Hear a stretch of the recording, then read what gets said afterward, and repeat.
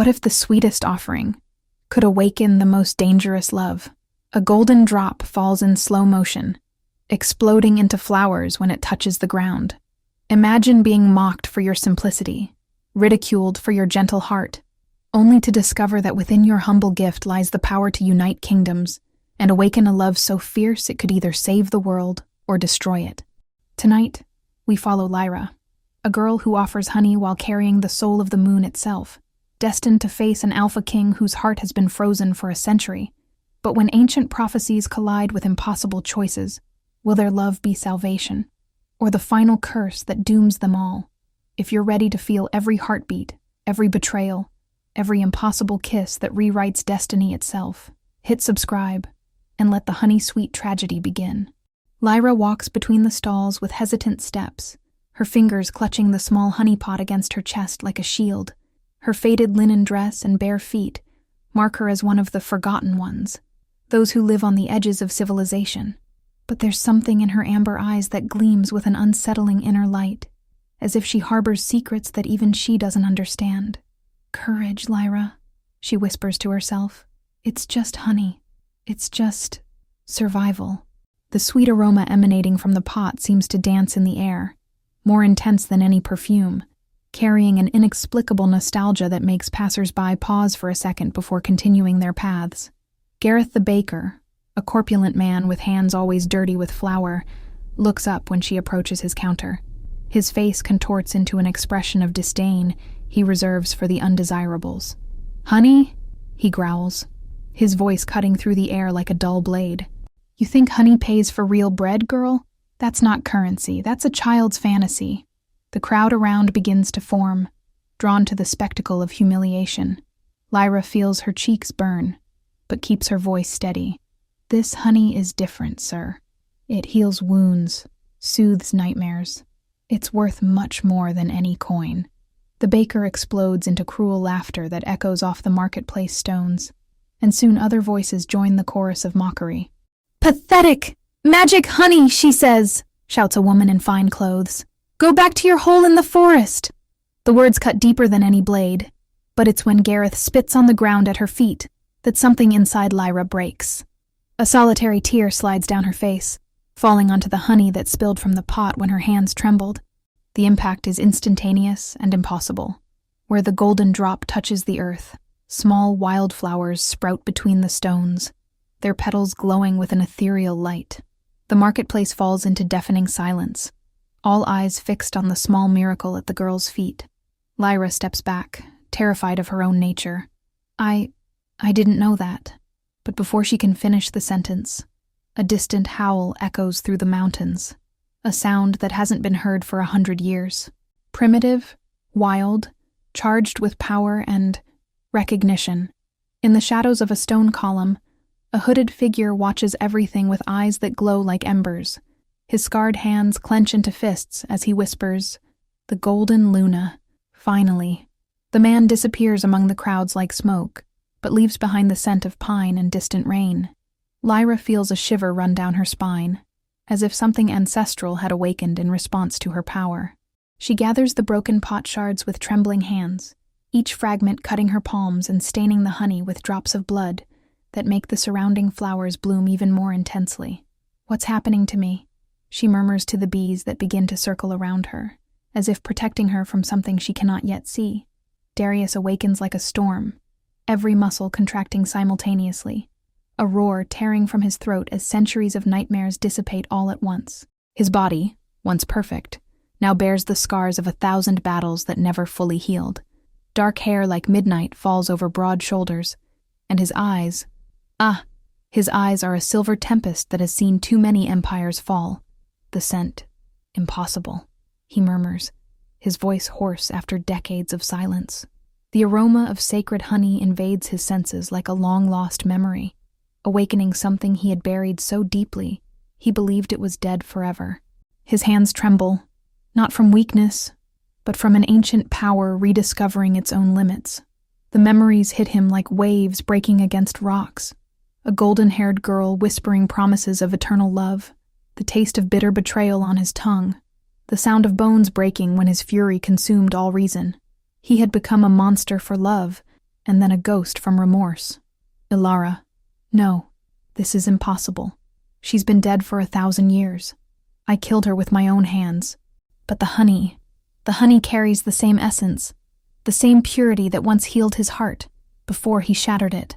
Darius rises slowly, each movement a negotiation with bones that forgot how to support his weight.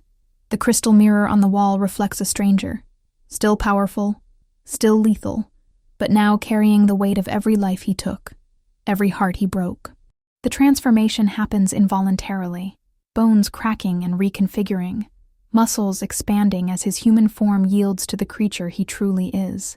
His wolf is colossal, a silver shadow with eyes that shine like dying stars. The howl that escapes his throat is not just a sound. It's a call that echoes through dimensions, a lament that carries 100 years of loneliness and a desperate plea for redemption. If she has returned, if the prophecy is real, then maybe, just maybe, I can find a way back to the light. But even as hope is born in his chest, fear follows it like a shadow, because he knows, with a certainty that cuts deeper than any blade, that if he hurts her again, if his wild nature prevails, this time, there will be no awakening. The cave resonates with the echo of his howl, and throughout the forest, creatures stop to listen. Solitary wolves raise their heads, remembering a time when they followed a king. Owls cease their nocturnal flights, and even the trees seem to lean toward the sound. But not all who hear respond with reverence. In the depths of the forest, other alphas awaken from their own exiles, and their eyes shine not with loyalty, but with ambition. Selene, the sun wolf, rises from her obsidian throne with a smile that promises war. So, the fallen king has finally awakened, she whispers, sharpening claws that gleam like molten gold.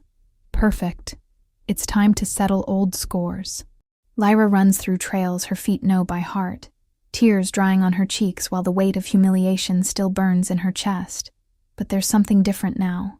Each step makes flowers bloom in her wake, and small forest animals follow her as if recognizing a long-lost queen. The bees, they're calling me, she whispers, feeling the ancestral vibration that pulses through the trees. When she finally reaches the sacred clearing, the spectacle before her steals the breath from her lungs. Thousands of golden bees dance in the air, their wings creating patterns that seem to tell a story. Her story. The giant hive at the center of the clearing pulses with an inner light, like a golden heart beating in rhythm with the universe. The queen of the bees materializes before her, not as an insect, but as an ethereal woman of supernatural beauty, her translucent wings reflecting all the colors of sunset. Her voice is like melted honey mixed with millennial wisdom. Daughter of the moon, you have finally returned to your true home. Lyra staggers, her legs trembling under the weight of revelation. I don't understand. I'm just an orphan, just a girl who harvests honey to survive. The queen smiles with devastating tenderness, extending hands that glow like candlelight. Precious child, your tears are not water. They are crystallized lunar essence. Your honey is not sugar. It's the very life force that holds this world together. You are the last descendant of the golden lineage, the Luna who promised to return when darkness threatened to consume everything. The bees begin to dance around Lyra, and their memories merge with visions of the past. She sees a woman identical to her, Ilara, the original Luna, sacrificing herself to seal a rift between worlds that threaten to release unimaginable horrors. She sees Darius, younger and less marked by pain, holding Ilara's lifeless body while screaming promises of vengeance against a cruel fate. And she sees herself being hidden as a baby, protected by sacred bees that fed her lunar honey until she was strong enough to awaken her true powers. He loved me, and I loved him. But our story ended in tragedy. How can fate be so cruel as to reunite us again? The tears that flow from her eyes now shine like liquid stars, and where they touch the ground, entire gardens bloom instantly. But why now? Lyra asks, her voice breaking under the weight of revelations that redefine her entire existence. Why awaken these powers if they will only bring pain again? The queen of the bees envelops her in wings that seem made of solidified light, and for a moment, Lyra feels the unconditional love that a true mother offers. Because my sweet child, the world is dying. The 3 wolf tribes destroy each other, The earth dries without lunar blessing, and an ancient darkness stirs in the depths. Only you can heal what was broken, unite what was separated. But this time, love will not be your weakness, but your greatest strength. The air around them vibrates with power, and Lyra feels something awaken in her veins. Not just magic, but purpose. She is no longer the rejected girl from the marketplace. She is the golden Luna, and the fate of the world rests in her hands that smell of honey and ancient promises. The harmonic buzzing of the bees becomes discordant, their dances changing to alert patterns. Through the trees, shadows move, not human, but not entirely animal either. The queen straightens, her wings glowing with protective light. They come, child. The servants of darkness sense your awakening. Your first trial begins. Now. Lyra tastes fear in her mouth, but also something stronger. Determination. She raises her hands, and the honey that flows from her palms forms golden shields in the air. Then let them come. I am more than they imagine, and I'm still learning exactly how much. The first attack comes without warning.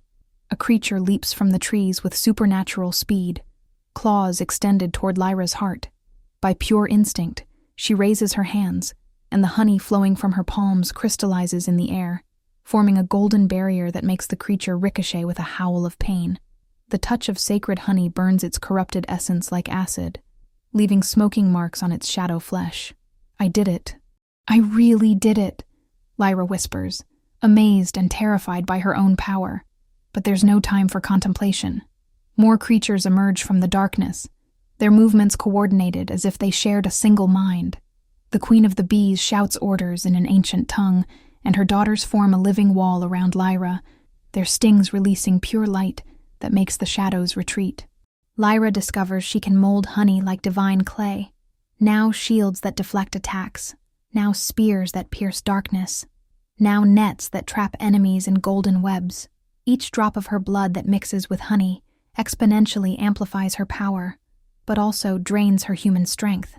One of the creatures, larger and more intelligent than the others, speaks with a voice that echoes like nightmare whispers. The little Luna thinks she can resist the inevitable. Our master awakens, and when he comes, not all the honey in the world can save her. But it's then that something inside Lyra breaks, not from fear, but from pure determination. Her tears are no longer of sadness, but of righteous fury that makes the entire clearing glow like a second sun. Lyra feels something tear inside her chest, not pain, but birth. Wings of crystallized honey sprout from her back, translucent and beautiful like cathedral-stained glass, and her human form alters without losing its essence. She rises from the ground, her hair floating as if submerged in liquid light, and for the first time truly understands what she is. I am the daughter of the moon and the bees, guardian of life and sweetness. And you are the antithesis of everything I protect. Her voice resonates with harmonies that make the trees themselves bow in reverence. The honey flowing from her hands now carries the force of 1,000 springs, and where it touches the shadow creatures, they don't just die, they are purified, their corrupted essences dissolving into light that returns to the stars. The last of the attackers falls when a familiar figure emerges from the trees. Marcus, the adoptive brother Lyra considered family, walks slowly toward her, but his eyes no longer carry warmth, only a calculating coldness that cuts deeper than any blade. Marcus, why are you here? Lyra descends slowly, her wings retracting as her heart breaks in real time. He smiles, but it's the expression of a stranger wearing the face of someone beloved. They offered me power, little sister. True power, not the crumb of attention you always gave me while your bee children came first. The betrayal is a physical stab, and Lyra staggers as if she'd taken an actual blow. I loved you like blood of my blood. Everything I did was to protect us, to ensure we never went hungry again. Marcus advances with a poisoned blade, but his hands tremble, internal conflict waging a silent war in his soul.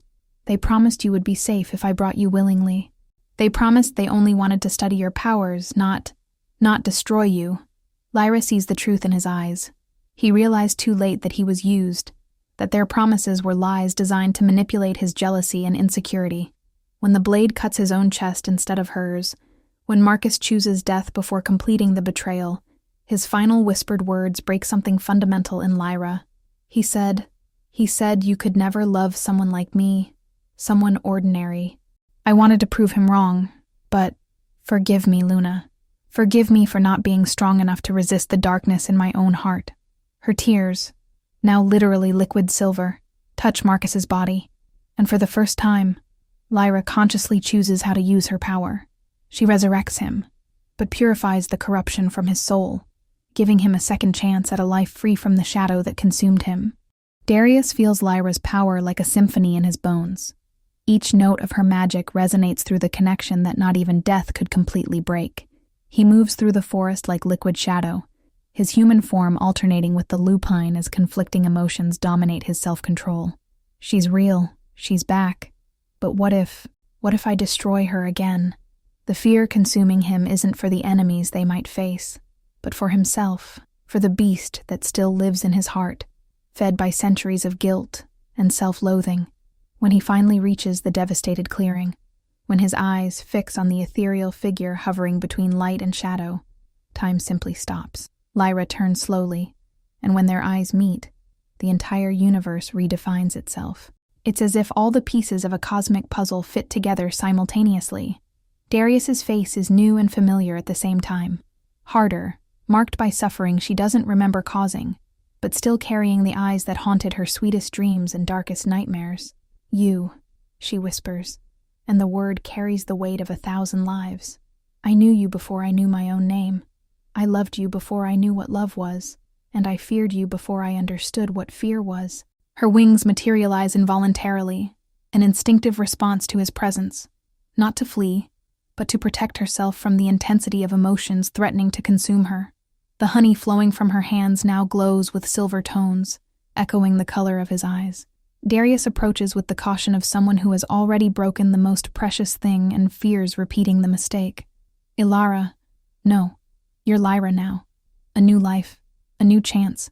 His voice is velvet over steel, each word heavy with reverence and terror. I spent 100 years rehearsing what I would say if this moment came. 100 years searching for words to ask forgiveness for sins that stained my soul beyond redemption. Lyra descends slowly, her feet touching the ground with a grace that makes flowers bloom with each step. The memories come in fragments. I see you holding my hand under stars that have already died. I see you screaming my name as light leaves my eyes. But I don't understand why our story ended in tragedy. Her words are a whisper that cuts deeper than any scream, and Darius shudders as if each syllable were a blade. Darius falls to his knees before her, his alpha pride dissolving before the need for absolute honesty. Because I was a coward disguised as a king. Because when you chose to sacrifice yourself to save our people, I didn't have the courage to go with you. I chose to live without you instead of dying by your side, and that cowardice transformed into a rage that consumed everything, including the memory of the love you deserved. The tears flowing from his eyes are the first he shed in centuries, and where they touch the ground, small silver flowers sprout, the earth's own response to a king's lament. I became the monster you always knew I could be, but chose to love anyway. And now you've returned, pure and beautiful as you always were, while I am only the ashes of the man you loved. Lyra extends her hands without hesitation, and when her fingers touch his, a wave of golden and silver energy explodes through the forest. She feels his memories, all of them, without filters or gentleness. She sees every life he took in his fury, every moment of despair that led him deeper into darkness, every night he screamed her name to the indifferent moon. But she also feels something more, the love that never died, just transformed into pain so intense he preferred to bury himself alive rather than face it. Darius, she whispers, and there's forgiveness in her voice, but also a strength he doesn't remember seeing before. You've carried this guilt long enough. The past shaped us, but it doesn't have to define us. I choose to love you again, not the man you were, nor the monster you became, but the man you can choose to be from now on. When they kiss, the entire forest explodes in light, and somewhere in the distant mountains, Selene breaks a crystal goblet with the force of her fury, while an even darker presence smiles in the depths of the earth. The obsidian palace rises like a black tooth against the blazing sky, where eternal noon reigns and shadows are forbidden. Selene paces her throne room with predatory grace, her golden hair flowing like liquid fire, her amber eyes burning with centuries of accumulated rage. "So the precious Luna has awakened her lapdog," she snarls, crushing a crystal goblet in her palm until blood drips between her fingers. Does she remember how he crawled to my bed while she lay dying? How he whispered my name when he thought her memory was safely buried? The revelation hangs in the air like poisoned honey, a truth that could shatter the fragile reunion between destined lovers. Her wolves circle the throne room like living shadows, their golden eyes reflecting their alpha's hunger for vengeance. Gather the sun pack. If Darius thinks he can reclaim his throne through that little moon-touched girl, he'll learn that some burns never heal. Deep beneath the earth, where light has never touched stone, a figure sits on a throne carved from human bones and wolf skulls. This is Noir, though those who remember his true name dare not speak it aloud. His presence is an absence, a void where warmth goes to die, and when he smiles, reality itself seems to flinch. "Brother," he whispers to the darkness, and his voice carries the echo of graves. "My dear, broken brother finally stirs from his self-imposed exile, and he brings with him the very key to my resurrection. Ancient runes carved into his flesh pulse with unholy light as he rises from his throne. The wolves that serve him are no longer truly alive. They are shadows given form, hunger given flesh, despair made manifest. Let them play at love. Let them believe their reunion can heal old wounds. When the time comes, I will show them that some things are beyond redemption, starting with their precious bond.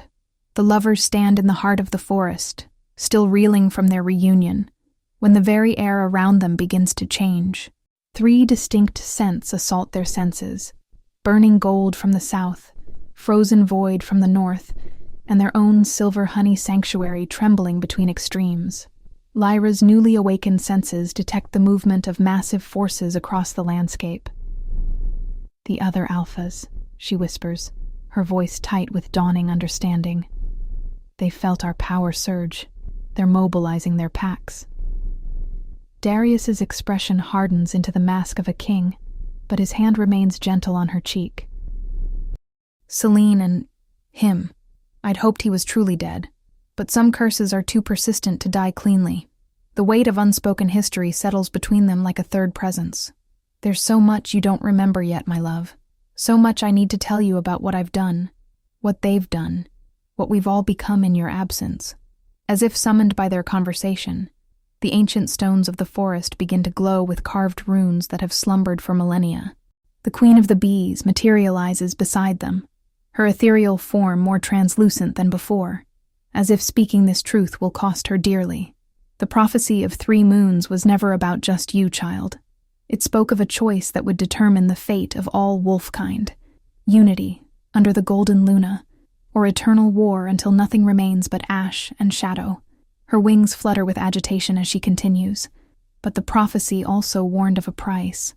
To unite the 3 tribes, the Luna must be claimed by all 3 alphas, in love, in battle, or in death.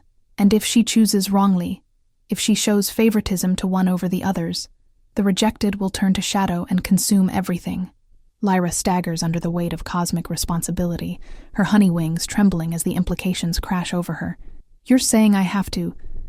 What? Love 3 men? Fight 3 wars? Choose which tribe lives and which dies?" But even as she speaks, she feels the truth of it in her bones. The way her power resonates differently with each territory. The way her very existence seems to call to forces beyond just Darius. The golden energy that flows from her carries notes of silver moonlight and touches of shadow that she's tried to ignore. "I feel them," she admits, her voice barely a whisper. "Selene's fire calls to the sun in my blood, and the darkness. There's something in the void that recognizes me, something that terrifies me because it feels like coming home." Darius's grip on her hand tightens, his silver eyes flashing with possessive fury, but also with the terrible understanding that some destinies cannot be fought, only endured. Selena doesn't come with armies or threats. She comes as a vision of impossible beauty walking through Lyra's dreams. "Hello, sister." Her voice purrs through the mindscape, honeyed poison wrapped in silk. "Did they tell you about me?" About what I meant to your precious king before you returned to steal him away? The dreamscape shifts to reveal memories that cut like glass. Darius in Celene's arms, his mouth speaking promises of forever, while his eyes held the hollowness of a man trying to forget. 300 years I warmed his bed while he screamed your name. 300 years I loved a ghost who wore my lover's face. Lyra tries to wake, but finds herself trapped in the vision as Celene's power weaves around her consciousness. But you're not a ghost anymore, are you, little Luna? You're real, and warm, and so very breakable. Instead of rage or jealousy, Lyra feels something unexpected. Compassion. She reaches out to touch Celene's dream form, and where their hands meet, golden light mingles with lunar silver. You loved him, she says simply, and the words carry no accusation, only understanding. You loved him when he couldn't love himself, when grief made him into something twisted and lost.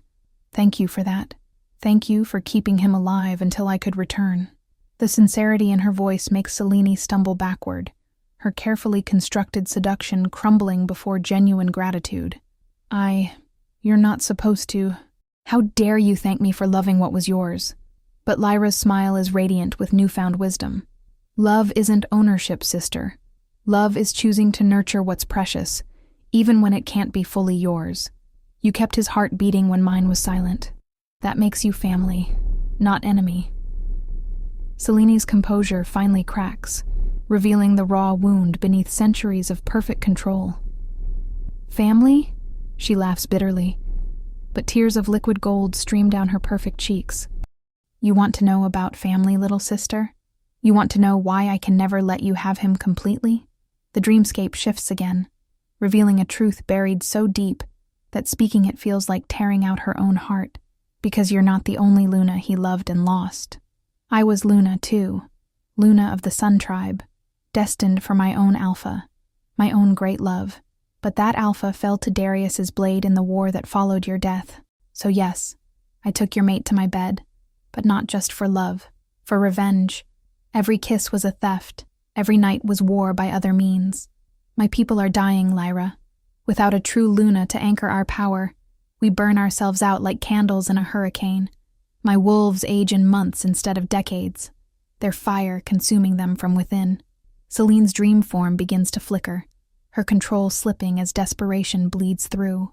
The prophecy says you must unite the 3 tribes, but it doesn't say how. What if you could share your lunar essence? What if there's enough moonlight in you to heal all of us? The suggestion hangs between them like a bridge spanning an impossible chasm. Lyra feels the truth of it, the way her power seems to multiply rather than divide when shared, the way her honey light carries frequencies that could harmonize with sunfire.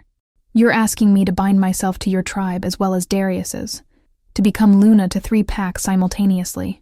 Celene's form solidifies one final time, her beauty now terrible in its perfection, her power crackling around them like controlled lightning. I'm not asking, sister. I'm offering you a choice that's also a trap. Come to my territory willingly. Let me test whether your lunar light can heal my burning wolves, and I'll tell you the secret that Darius has hidden from you. The real reason your first life ended in tragedy. She leans close, her whisper carrying the heat of forge fires and the cold of calculated manipulation. Or refuse, and watch as I take him anyway.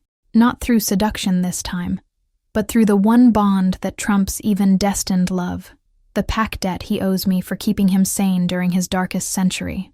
The dreamscape begins to dissolve, but Celene's final words echo with prophetic certainty. Choose quickly, Luna. Dawn comes whether you're ready or not, and some secrets burn everything they touch. Anwar steps into a shaft of sickly moonlight that filters down through cracks in the earth, and for the first time, we see his true face. The resemblance to Darius is unmistakable. The same aristocratic bone structure, the same commanding presence. But where Darius carries scars, Noir carries absence. Parts of his face simply aren't there, as if reality gave up trying to define him. When he speaks, his voice harmonizes with itself in impossible ways. My dear brother finally remembers what it means to hope. How quaint. He runs fingers that end in void through hair that absorbs light like a black hole. Does he still have nightmares about the day he left me to die? Does he wake screaming my name? Or has his precious Luna already made him forget his greatest failure? The cavern walls come alive with moving pictures, shadows that replay the past with perfect, terrible clarity. We see two young princes, Darius and Damien, identical in all but temperament. Darius, the warrior, all silver flame and righteous fury. Damien, the scholar, who spoke to spirits and danced with darkness, not from malice, but from curiosity. I was the younger twin by mere moments, but those moments defined everything. He got the throne, the crown, the first choice of mates. I got the whispers, the shadows, the magic that our people feared to understand. The shadows show their childhood. Darius protecting his darker brother from those who would harm him for his strange gifts. Damien using those gifts to protect Darius from threats his sword couldn't reach. The shadow play reveals the truth that breaks hearts across centuries. Both brothers loved Alara, but differently. Darius loved her like sunlight, open and pure and claiming. Damien loved her like moonlight, quiet and deep, and willing to remain hidden. She chose him, of course. How could she not? He was everything our people wanted in a king. Strong, certain, uncomplicated by questions that had no easy answers. But the shadows show more. Secret moments when Alara sought out Damien's counsel, when she confided fears she couldn't share with her destined mate, when she wept over the darkness growing in their world, and Damien offered comfort that asked for nothing in return. I loved her enough to let her go. He loved her too much to let her make her own choices. When the shadow plague came, that darkness that turned wolves into mindless beasts, she knew the only way to stop it was sacrifice. Aluna's life freely given to seal the rift between worlds. The shadow images become almost too painful to watch. Alara, radiant with desperate courage, preparing for a ritual that will save everyone at the cost of her own existence. Darius, raging against fate, trying to find another way. And Damien, I offered to take her place. Shadow magic was my domain. I could have sealed the rift without her death, but he wouldn't let me. Said he didn't trust my power, that it was too close to what we were fighting. The brother's voice breaks across dimensions. So she died, and in dying, she cursed us both. Him to remember love without joy, me to love what I could never have. But curses can be creative in their interpretations. When I finally died, 3 centuries later, alone in these caves, still calling her name, something answered. The shadow plague wasn't destroyed by her sacrifice, just contained. And it wanted a new host, something strong enough to contain its hunger while sophisticated enough to direct its growth. Noir spreads arms that cast shadows in directions that don't exist. I became its vessel willingly, because I realized the beautiful truth. She didn't just curse us, brother mine. She bound us. Her death created a triangle of power that can only be resolved one way. His laugh is the sound of universes collapsing. The prophecy isn't about her choosing between tribes. It's about her choosing between brothers. And this time, this beautiful, perfect time, I won't let noble self-sacrifice get in the way of claiming what should have been mine from the beginning. The shadows coalesce into a message that will reach Lyra no matter where she hides. Words written in darkness across her very soul. Come to me willingly, sweet Alara who is Lyra, and I will show you what love looks like when it's not constrained by heroes and honor. Refuse, and I will turn every moment of joy you steal with my brother into agony beyond description. You owe me a conversation, Luna. You owe me at least the chance to court you as I should have the first time. The message burns itself into her consciousness with the fire of absolute certainty. And if you're wondering whether you can simply choose Darius and ignore me, well, ask him about the pack bond we share. Ask him about the blood oath he swore when he left me to die. Some debts transcend death, little moon. Some promises bind souls across incarnations. The moonstone circle hums with power as old as creation, each standing stone carved with runes that glow in response to Luna magic. Darius kneels in the center, his proud alpha posture crumbling under the weight of a secret that has poisoned his soul for centuries. When Damien was dying in those caves, consumed by the very shadow magic he'd used to try to save you, he made me swear a blood oath, brother to brother, soul to soul. His voice cracks like winter ice. He said if there was ever a chance, any chance, that you could return, that love could be reborn, I would give him equal opportunity to court you. That I wouldn't use our history as a weapon to deny him what had been denied before. Lyra's honey light flickers with the pain of understanding. The oath wasn't just a promise. It was a binding that transcended death itself. Golden fire announces Celine's entrance as she materializes at the circle's edge, her sun-wolves forming a protective crescent behind her. But her usual predatory confidence is replaced by something far more dangerous, desperation edged with hope. "The binding is breaking down," she announces without preamble. "Not just yours, Darius. All of them. The pack bonds, the territory lines, the very magic that keeps our tribes separate and functional." She strides to the center, her amber eyes reflecting the moonstone's glow. "My scouts report wolves shifting involuntarily, humans awakening with lupine senses, and worse, the shadow plague is spreading again. Small outbreaks, easily contained for now, but growing stronger." Her gaze fixes on Lyra with brutal honesty. "You're not just a Luna anymore, sister. You're a catalyst. Your very existence is forcing a choice on every supernatural being in this realm. Evolve or die." Shadow pours into the circle like spilled ink, coalescing into Noir's form with theatrical precision. But he's not alone. Ethereal figures follow in his wake, spirits of wolves who died in the plague centuries ago. How touching. A family reunion at last. His voice carries harmonics that make reality shiver. "Have you told her yet, brother, about the real reason you agreed to the blood oath? It wasn't nobility that motivated you. It was guilt." He circles them like a predator, his void-touched presence making even the ancient stones seem less solid. "You see, my dear Luna, Darius didn't just fail to save me. He actively chose not to. When I begged him to let me take your place in the sacrifice ritual, he said no, not because he didn't trust my power, but because he couldn't bear the thought of losing us both." Noir's revelation hits like a physical blow. "He let you die rather than risk me, and then spent 3 centuries convincing himself it was for noble reasons." The spirit wolves behind him howl a lament that echoes across dimensions. But here's the beautiful irony. If he had let me make the sacrifice, none of this would have happened. You would have lived, I would have died clean, and there would be no shadow plague, no blood oath, no cosmic triangle demanding resolution. Lyra staggers, her honey wings manifesting unconsciously as her power fluctuates wildly. "Darius, is this true? Did you choose him over me even then?" The pain in her voice makes the moonstone crack, and throughout the circle, reality bleeds at the edges.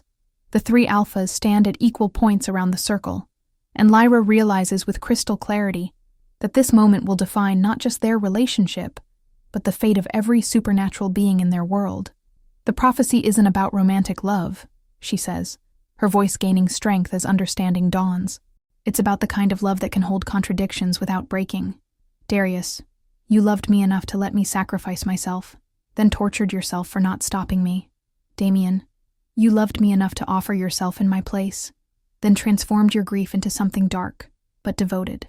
Celine, you loved him enough to hold his pieces together when he couldn't love himself." Her power begins to pulse in rhythm with all 3 of their heartbeats. "What if the choice isn't between you? What if it's about creating something new? A bond that honors all forms of love without requiring traditional exclusivity?" Lyra extends her hands to all 3 alphas, her honey light now carrying threads of silver moon, golden sun, and deep shadow. "I choose all of you, not as mates in the conventional sense, but as partners in something unprecedented. Darius, you'll be my king, and my equal, the love that anchors me to hope. Celine, you'll be my sister and my mirror, the fire that challenges me to grow. Damien, you'll be my shadow and my depth, the darkness that teaches me to embrace complexity." As their hands touch, power explodes through the circle, not destructive, but transformative. The blood oath shatters and reforms into something consensual and chosen. The territorial boundaries dissolve and remake themselves into overlapping spheres of influence. And most importantly, the shadow plague begins to heal.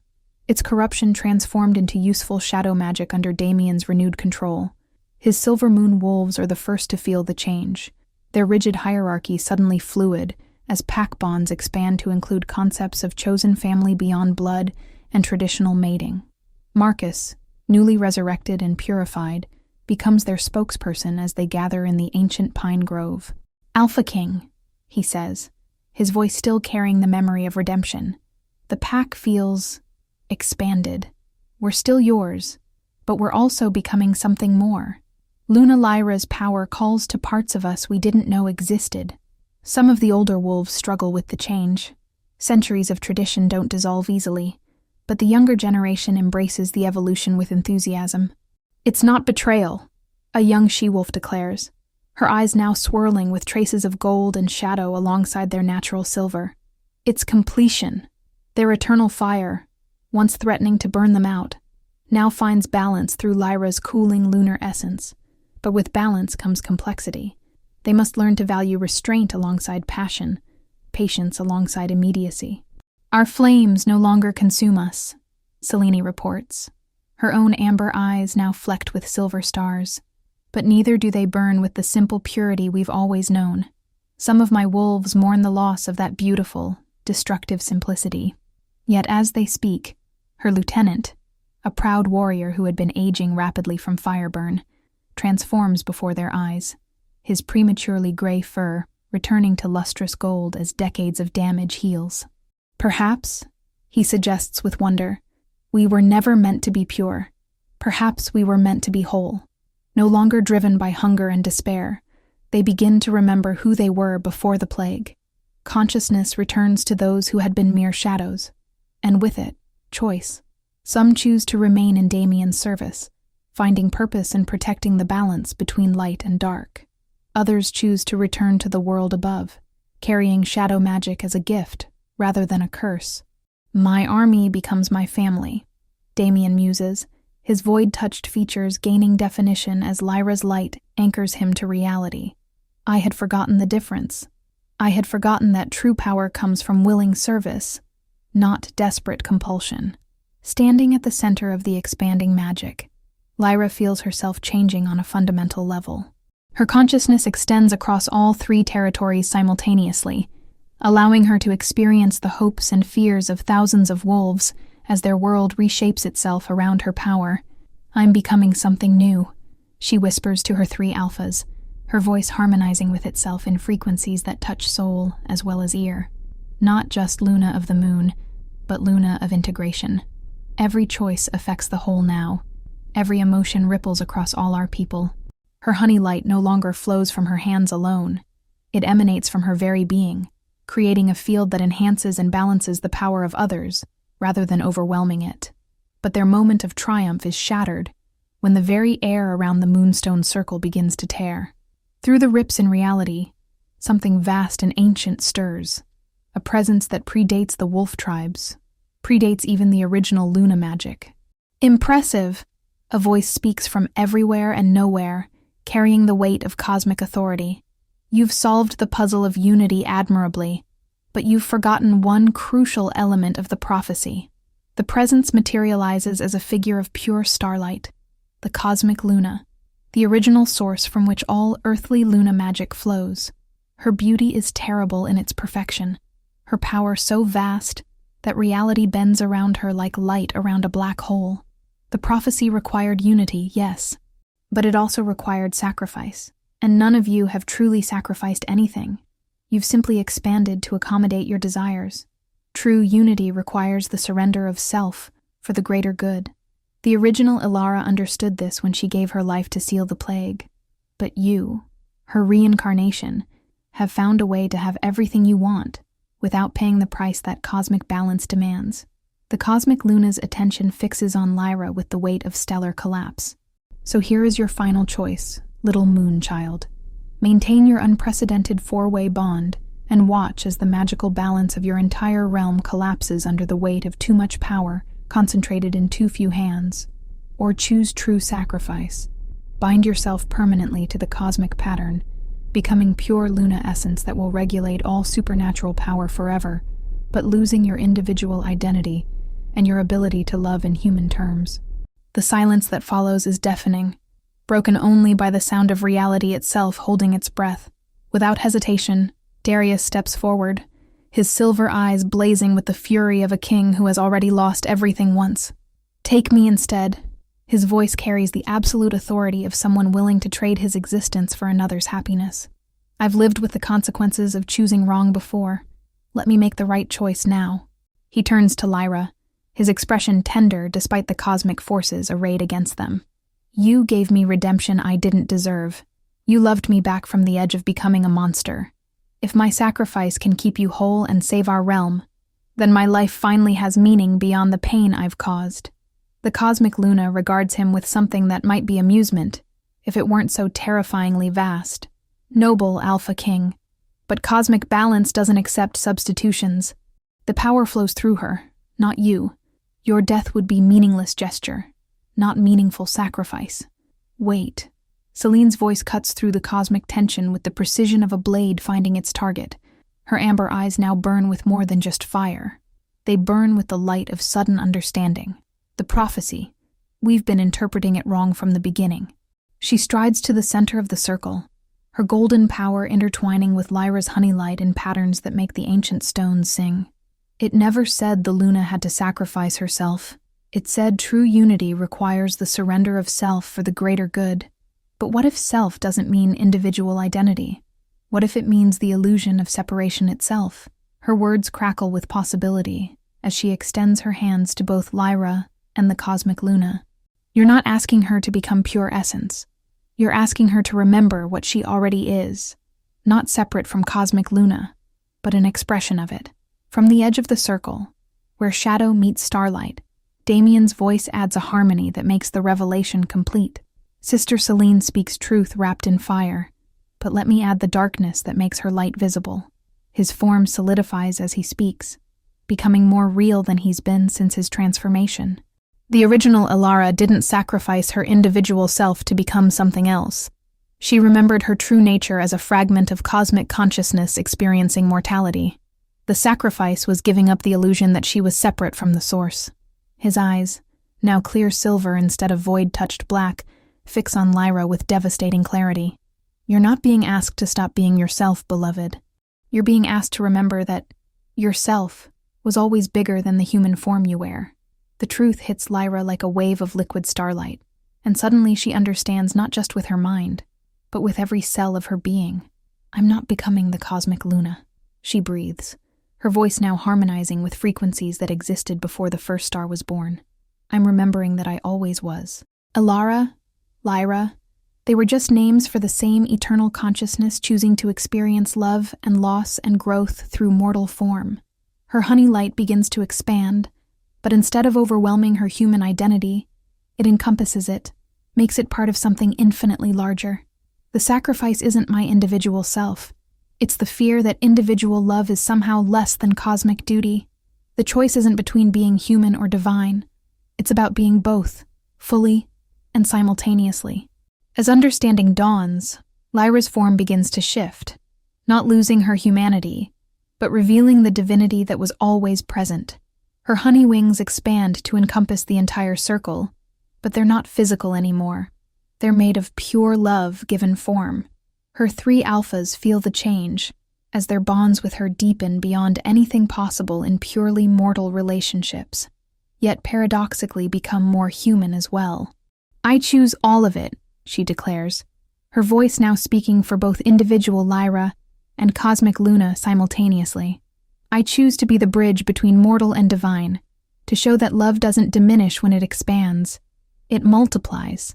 The cosmic Luna's expression shifts to something that might be pride, might be relief, might be recognition of a daughter finally coming home. Clever child, the cosmic Luna speaks, but her voice now carries warmth alongside its vast authority. You've found the third path that even I had forgotten was possible. Not rejection of duty for love, not sacrifice of love for duty, but the integration that makes both stronger. As she speaks, the tears in reality begin to heal, but they don't simply close. They become windows, permanent connections between the earthly realm and the cosmic pattern. Your realm will be the first in eons to maintain conscious connection with the source while preserving individual choice. Your wolves will be able to draw on cosmic power while remaining grounded in mortal experience. And you, my dear one, will be both fully Luna and fully yourself. The moonstone circle erupts in light that carries every color that ever existed, and when it fades, the world has fundamentally changed, not destroyed and rebuilt, but evolved into something entirely new. Where once three separate territories stood divided by ancient hatred, Now a fluid kingdom spreads across the landscape. The Silver Moon lands still favor twilight and starlight, but golden threads from the Sun territory and silver pathways from the Shadow realm create a network of connection rather than barriers of separation. Lyra walks through this new world like a living bridge, her presence automatically harmonizing conflicts and amplifying cooperative efforts. It's not that problems don't exist anymore, she explains to a gathering of newly integrated pack leaders, her voice carrying both mortal warmth and cosmic wisdom. It's that we now have tools to address them that honor everyone's nature, rather than forcing anyone to choose between authenticity and unity. Darius has become something beyond the traditional Alpha King. He's a coordinator who helps different factions find common ground while maintaining their distinct identities. His silver-maned wolf form now carries threads of gold and shadow that mark him as belonging to all territories. Leadership isn't about commanding from above anymore, he reflects during a council meeting, his arm naturally finding its place around Lyra's waist in a gesture that's become as natural as breathing. It's about facilitating connections that already want to exist. Selene has evolved into the realm's ambassador to external territories, her golden fire now stable and sustainable, capable of warming rather than burning. And Damien has become their keeper of deep wisdom, his mastery of shadow magic allowing him to perceive problems before they manifest, and guide solutions that address root causes rather than surface symptoms. Their four-way bond has settled into something that defies traditional categories, but works perfectly for them. Lyra shares different aspects of herself with each alpha: passionate romance with Darius, intellectual challenge with Selene, and profound spiritual connection with Damien. But rather than dividing her, this multiplicity has made her more fully herself than ever before. People keep asking how we manage our relationship, Selene laughs during a private moment in their shared solar garden, where moonflowers and sunflowers grow in the same soil. As if love is a limited resource that gets depleted by sharing. They don't understand that some forms of love create more of themselves by being expressed. The three alphas have developed their own bonds as well, Darius and Damien healing their brotherly relationship through honest communication, Selene and Damien discovering unexpected intellectual compatibility, and Darius and Selene finding mutual respect that occasionally sparks into its own form of chemistry. Not everyone in the supernatural world has embraced their revolutionary approach. Traditional alpha societies view their integrated kingdom with suspicion, fear, and sometimes outright hostility. They see us as a threat to the natural order, Damien observes during one of their evening strategy sessions, his shadows now dancing playfully rather than menacingly around the room. And they're right. We are.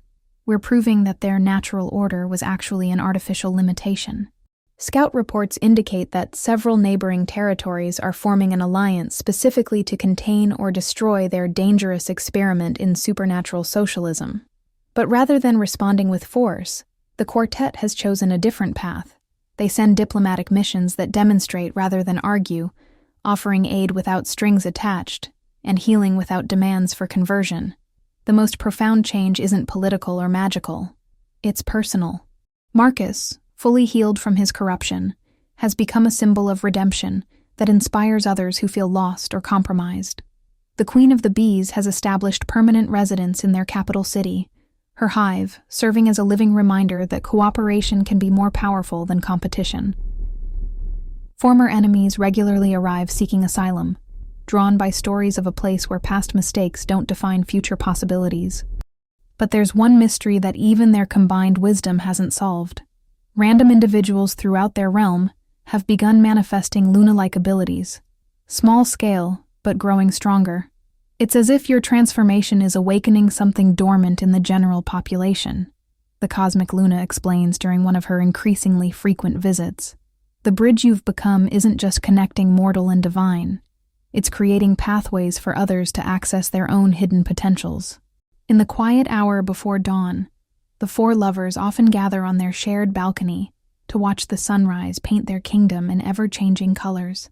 This morning, Lyra rests against Darius's chest, while Selene braids flowers into her hair, and Damien reads aloud from ancient poetry that makes them all laugh and sigh in equal measure. Is this what happiness actually feels like? Lyra wonders aloud, her voice soft with wonder. Not the desperate, grasping kind, but the deep, settled, sustainable kind. Their answer comes in comfortable silence, in the way their different forms of energy weave together like music made visible. But on the distant horizon, storm clouds gather that carry more than weather. They carry the scent of old magic and older grudges, and the approaching thunder sounds suspiciously like war drums. From tears in reality that reek of primordial chaos, creatures emerge that defy description. Not wolves, not spirits, but living embodiments of concepts like hunger, dominion, and entropy. Their leader materializes as a shifting amalgamation of all the darkest aspects of power. So, the little moonchild thinks she can rewrite the fundamental laws of existence with the power of love? Its voice is the sound of galaxies grinding against each other. And when it speaks, flowers wither, and hope becomes physically harder to feel. We are the Void Princes, the rulers who held dominion before your cosmic patterns imposed their tyrannical order. Your integration has weakened the barriers we spent eons learning to respect. Now we reclaim what was always ours. These aren't just powerful enemies, they're existential ones. Their very presence begins to unravel the carefully woven integration that Lyra and her alphas have achieved. Wolves throughout the realm start reverting to pure tribal loyalty, the magical innovations begin failing, and even the bond between the four leaders starts fraying at the edges. They're not just attacking us, Damien realizes, his newly stabilized form flickering as shadow magic becomes unreliable. They're attacking the very concept of chosen connection over predetermined hierarchy. Every relationship based on love rather than power becomes a target. The Queen of the Bees hive begins to fragment as her daughters choose individual survival over collective purpose. Marcus, their symbol of redemption, starts remembering his corruption as a pleasant dream rather than a nightmare overcome. The cosmic Luna appears, but she's no longer the confident cosmic force who blessed their integration. She flickers like a dying star, her vast power struggling against forces that predate even her authority. I'm sorry, my children. I underestimated how much our changes would destabilize the deeper patterns. The Void Princes are right about one thing. By choosing love over cosmic law, you've created instabilities that threaten not just your realm, but the fundamental structure of reality itself. Her words hit like physical blows, and for the first time since their bonding, the four lovers feel true despair. You must choose. Abandon your integrated bonds and return to traditional separated roles, allowing me to restore the old barriers that keep chaos contained. Or maintain your unity and watch as everything you've built crumbles under the weight of primordial forces that your love, however pure, simply cannot overcome. Standing in the ruins of their garden, where sunflowers and moonflowers now wither side by side, the four lovers face the hardest truth of all, that love, no matter how deep, isn't always enough to overcome cosmic forces beyond mortal comprehension. Maybe they're right, Lyra whispers, her honey light flickering like a candle in a hurricane. Maybe I was naive to think I could change fundamental laws with feelings and good intentions. But as she speaks, she notices something the Ancient Ones, and even the cosmic Luna, have missed. The withering flowers aren't dying. They're transforming, their roots growing deeper, their stems becoming stronger, their blooms evolving into forms that can survive in the new reality rather than simply recreating the old. Wait, Celine breathes, her amber eyes catching sight of what Lyra has seen. Look at the children. Throughout their realm, the young ones, those born since the integration, aren't being affected by the chaos the same way as the adults. Their powers remain stable, their bonds remain strong, and they seem almost immune to the Void Prince's influence. They were born into integration, Darius realizes, his strategic mind grasping the implications instantly. Their fundamental nature isn't being rewritten by our changes. It was written by our changes. They're not falling back to old patterns because they never knew those patterns as normal. A new understanding dawns. The war isn't about choosing between love and cosmic order. It's about evolving cosmic order itself to include new possibilities that the Ancient Ones can't comprehend because they never experienced growth beyond their original nature. Instead of gathering armies or wielding cosmic power, the four lovers do something unprecedented. They surrender, not to the Void Princes, but to the process of transformation itself. We can't fight forces that predate existence, Lyra declares, her voice growing stronger as she speaks. But we can show them something they've never encountered. The willingness to become something new together. rather than defending what we were separately. They join hands in the center of the chaos, and instead of resisting the unraveling forces, they guide them, transforming destruction into reconstruction, entropy into evolution, the end of the old into the birth of something unprecedented. As the four lovers surrender to change itself, something unprecedented happens. The Void Princes, beings of pure primordial force, encounter something their ancient nature cannot process: willing vulnerability combined with absolute love. This is impossible. Their leader howls, its form beginning to stutter and shift like a broken recording. Power demands dominion. Strength requires conquest. Love is weakness disguised as virtue. But even as it speaks, parts of its essence begin to respond to the harmony emanating from the integrated bonds. For the first time in eons beyond counting, hunger feels satiation, dominion experiences voluntary submission, and entropy touches creation. What are you doing to us? The cosmic Luna, watching this unprecedented interaction, begins to understand something that her vast wisdom had missed. They're not defeating the Ancient Ones, she breathes, her starlight form brightening with realization. They're healing them. The Void Princes weren't evil. They were incomplete. They've spent eternity knowing only half of existence's equation. As she speaks, her own cosmic consciousness begins to expand, incorporating not just order and pattern, but chaos and possibility.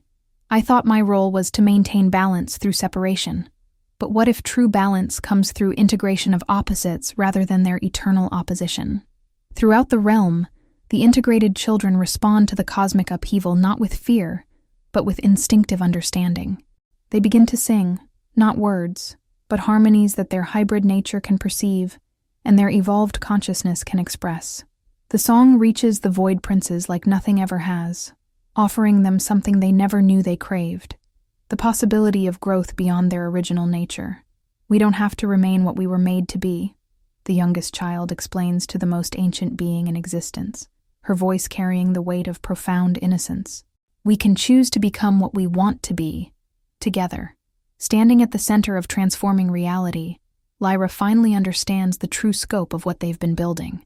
The prophecy was never about uniting 3 tribes, she declares, her consciousness now spanning multiple dimensions simultaneously. It was about proving that consciousness itself could evolve, that love isn't just an emotion or even a force. It's the universe learning to know itself more completely. She extends her power not to fight the Ancient Ones, but to offer them what they've never had: the experience of chosen connection rather than imposed isolation. You've been alone since the beginning of time, but you don't have to stay alone forever. What follows isn't victory in any traditional sense. It's metamorphosis on a cosmic scale. The Void Princes don't surrender or get defeated. They evolve. Hunger becomes the drive for growth and connection. Dominion transforms into the desire to nurture and protect. Entropy becomes the force that clears away the old to make space for the new. We remember now, their leader speaks, its voice now harmonizing rather than grinding. Before the separation, before the division into chaos and order, there was unity, not the static unity of sameness, but the dynamic unity of difference choosing to dance together.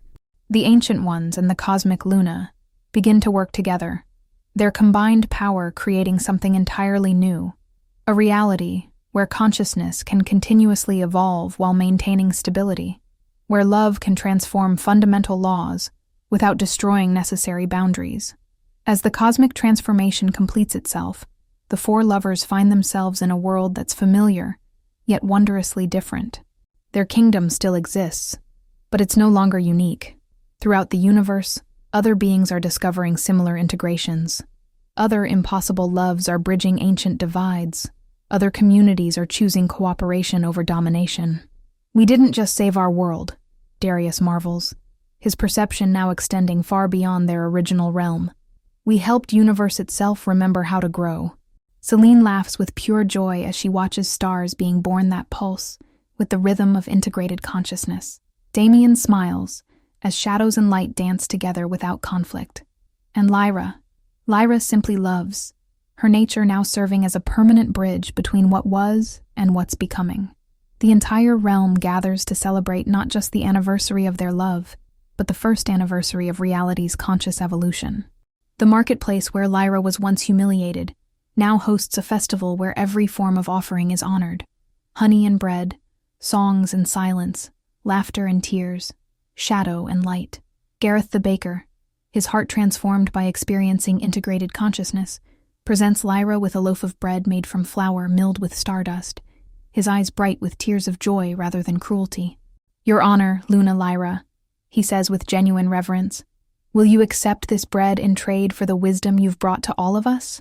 The exchange that follows is sacred in its simplicity.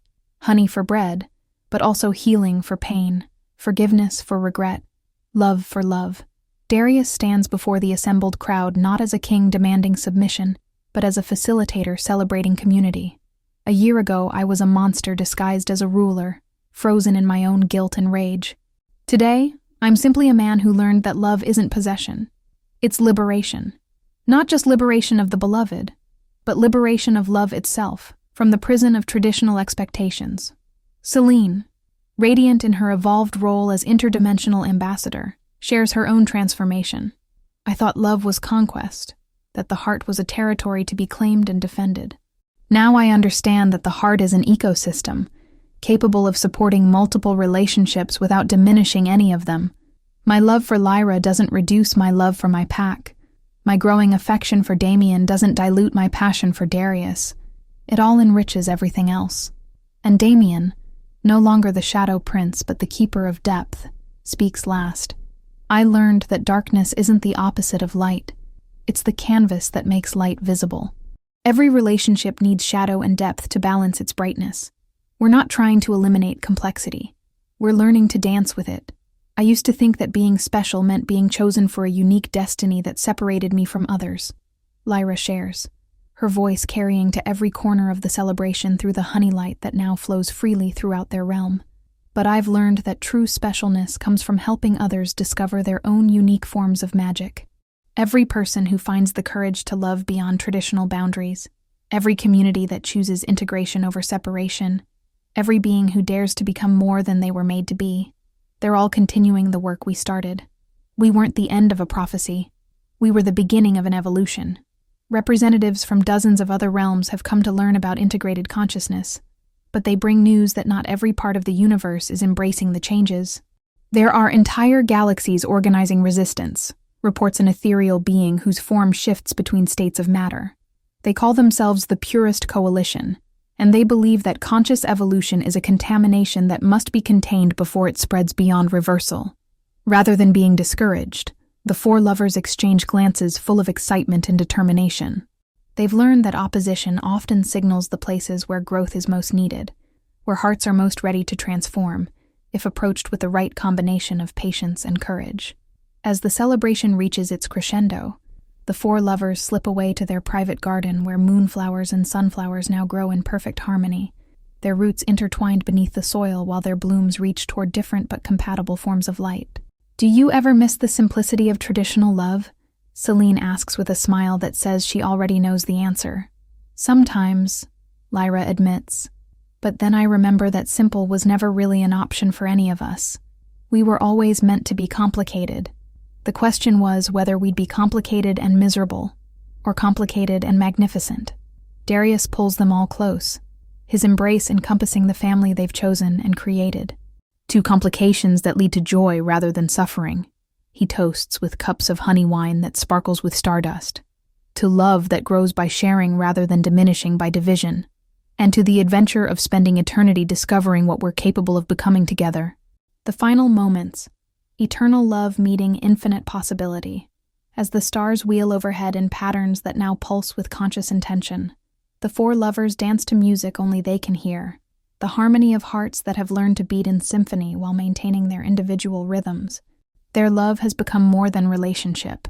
It's become a force of nature, a demonstration that the universe's greatest power isn't dominion or submission, but the capacity for conscious beings to choose connection over separation, growth over stagnation, love over fear. "What comes next?" Damien asks, as they sway together beneath stars that whisper of countless worlds waiting to discover their own versions of impossible love. "Everything," Lyra laughs. her honey light dancing with silver moonbeams and golden sun rays and deep shadows and patterns that paint possibilities across the night sky. Everything comes next, and we get to discover it all, together.